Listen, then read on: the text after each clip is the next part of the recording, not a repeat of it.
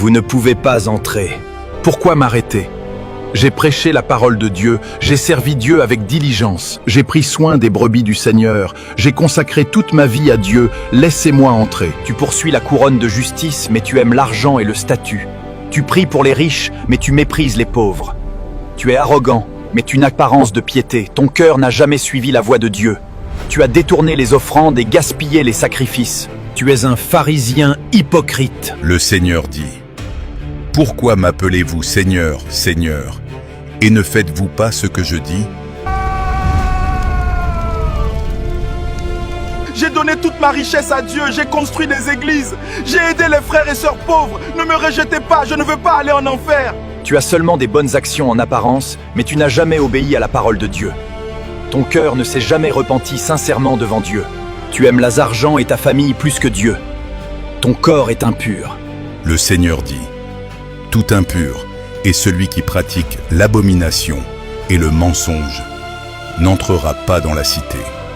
Seuls ceux dont le nom est écrit dans le livre de vie de l'agneau y entreront.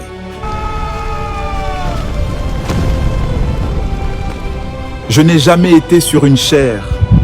Je n'ai aucun grand accomplissement. Je n'ai ni or ni argent. J'ai seulement un cœur repentant. J'espère que le Seigneur m'acceptera. Tu sembles n'avoir rien, mais chaque fois que tu as péché, tu as confessé et tu t'es repenti. Tu as suivi la parole de Dieu. Ton nom est écrit dans le livre de vie de Dieu. Le Seigneur dit: Celui-là seul qui fait la volonté de mon Père qui est dans les cieux. Dieu dit: Je détermine la destination de chaque personne, non en fonction de l'âge, de l'ancienneté, ni de la quantité de souffrance, et moins encore selon son degré de pitoyabilité, mais plutôt selon qu'elle possède ou non la vérité. Il n'y a pas d'autre option que celle-ci. Vous devez comprendre que tous ceux qui ne suivent pas la volonté de Dieu seront punis, sans exception. C'est quelque chose qu'aucune personne ne peut changer.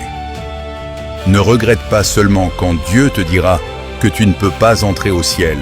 Il sera trop tard. Repens-toi maintenant. Es-tu prêt? Réponds sincèrement: Je le veux, et que les portes du ciel s'ouvrent pour toi. N'oublie pas de partager ce message avec ta famille et tes amis.